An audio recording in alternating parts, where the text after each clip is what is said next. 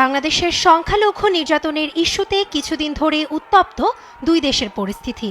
এরই মধ্যে সোমবার হঠাৎই ভারতের আগরতলায় অবস্থিত বাংলাদেশ হাই কমিশন প্রাঙ্গণে হামলা চালায় উগ্র ভারতীয়রা। এ ঘটনায় গভীর দুঃখ প্রকাশ করেছে ভারতের পররাষ্ট্র মন্ত্রণালয়। সোমবারের হামলার দৃশ্য মুহূর্তেই ছড়িয়ে পড়ে সামাজিক মাধ্যমে। এ নিয়ে ক্ষোভ জানায় বাংলাদেশের নানা মহল। এরপরই দুঃখ প্রকাশ করে নয়াদিল্লি। বিবৃতিতে বলা হয়, কোনো দেশের কূটনৈতিক ও কনসুলার সম্পত্তি কখনোই হামলার লক্ষ্যবস্তু হওয়া উচিত নয়।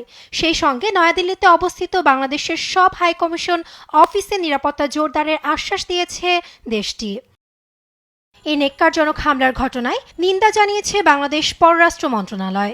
এক বিবৃতিতে জানানো হয়, হিন্দু সংগ্রাম সমিতির একদল উগ্রবাদী এ হামলা চালায়। এ সময় বাংলাদেশের পতাকা অবমাননা করা হয়, ভেঙে ফেলা হয় হাই কমিশনের প্রধান গেট, যাকে পরিকল্পিত হামলার ঘটনা বলছে বাংলাদেশ পররাষ্ট্র মন্ত্রণালয়। বিবৃতিতে আরও বলা হয়, ঘটনার শুরু থেকে হামলা ঠেকাতে নিষ্ক্রিয় ছিল দেশটির আইনশৃঙ্খলা বাহিনী। এতে 1961 সালের ভিয়েনা কনভেনশনের স্পষ্ট লঙ্ঘন উল্লেখ করে ক্ষোভ জানায় ঢাকা। প্রেস বিজ্ঞপ্তিতে ভারতকে তাৎক্ষণিক ব্যবস্থা নেওয়ার দাবি জানায় বাংলাদেশ। করা হয় সুষ্ঠু তদন্তের দাবি। এছাড়া ডিপ্লোম্যাটিক মিশনগুলো রক্ষণাবেক্ষণ করা সেই দেশের দায়িত্ব বলে উল্লেখ করে বাংলাদেশ পররাষ্ট্র মন্ত্রণালয়।